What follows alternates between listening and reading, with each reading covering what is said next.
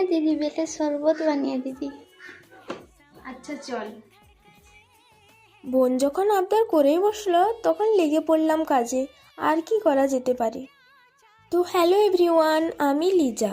আজকে আমি বানাবো বেলের শরবত। তো আমি প্রথমে বেলটাকে ফাটিয়ে বেলের যতটা শাঁস খাওয়া যাবে ততটা শাঁস বের করে নিলাম। তারপরে তার মধ্যে পরিমাণ মতো চিনি দিয়ে দিলাম।